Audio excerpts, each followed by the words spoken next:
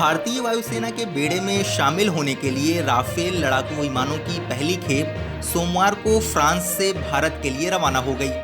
अधिकारियों ने बताया कि फ्रांस के बंदरगाह शहर बोर्डेओस्क में वायुसेना अड्डे से रवाना हुए ये विमान लगभग 7,000 किलोमीटर का सफर तय कर 29 जुलाई को अंबाला वायुसेना अड्डे पर पहुंचेंगे।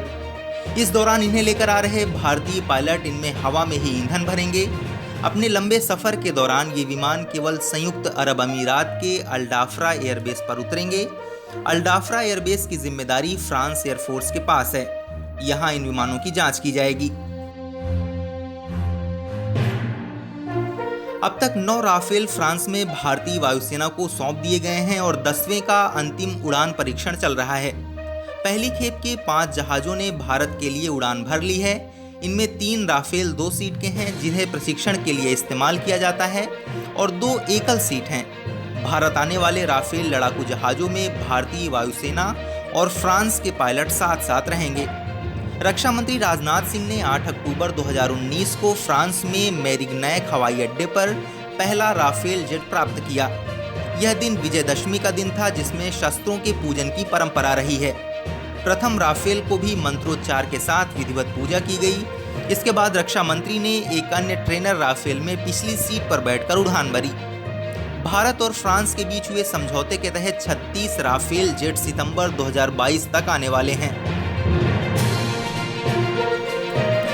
एक आधिकारिक बयान में कहा गया है कि 10 विमानों की आपूर्ति समय पर पूरी हो गई है।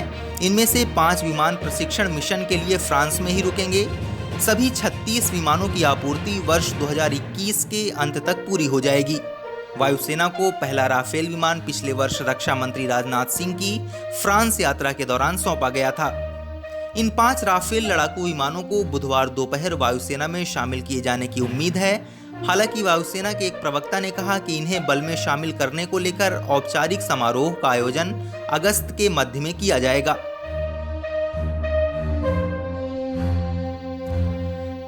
नई दिल्ली से उत्तर में 200 किलोमीटर दूर अंबाला छावनी एलएसी और एलओसी से तकरीबन बराबर की दूरी पर है।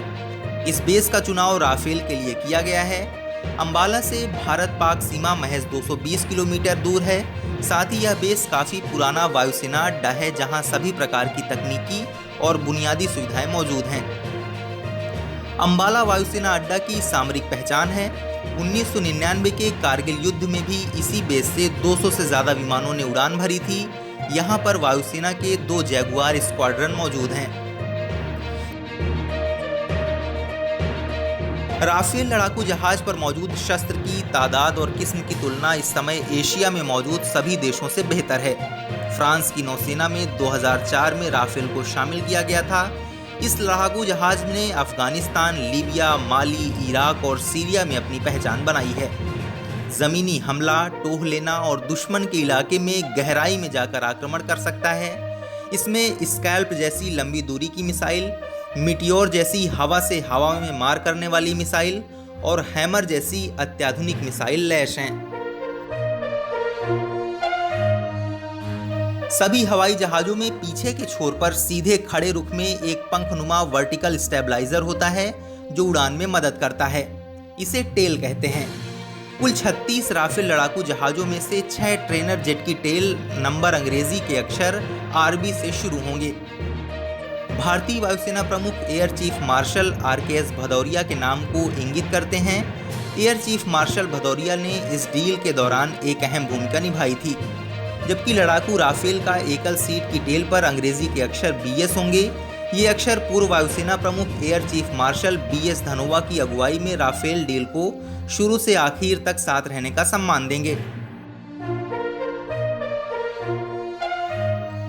फ्रांस में भारत के राजदूत जावेद अशरफ ने राफेल विमानों के फ्रांस से उड़ान भरने से पहले भारतीय वायुसेना के पायलटों से बातचीत कर उन्हें बधाई दी। अशरफ ने समय पर विमानों की खेप की आपूर्ति के लिए इसके निर्माता डसॉल्ट एविएशन को धन्यवाद दिया। उन्होंने कहा कि ये विमान हमारी रक्षा तैयारियों को और अधिक मजबूती प्रदान करेगा। ये भारत और फ्रांस के बीच सामरिक साझेदारी का एक शक्तिशाली प्रतीक भी है। इस वीडियो में फिलहाल इतना ही। आप अपने सवाल और सुझाव हमें कमेंट करके बताइए। बाकी देश और दुनिया की ताज़ा तरीन खबरों की अपडेट्स के लिए हमारे चैनल लोकमत हिंदी को सब्सक्राइब कर लीजिए। अगर आप ये वीडियो फेसबुक पर देख रहे हैं तो हमारे पेज को लाइक और फॉलो कर लीजिए।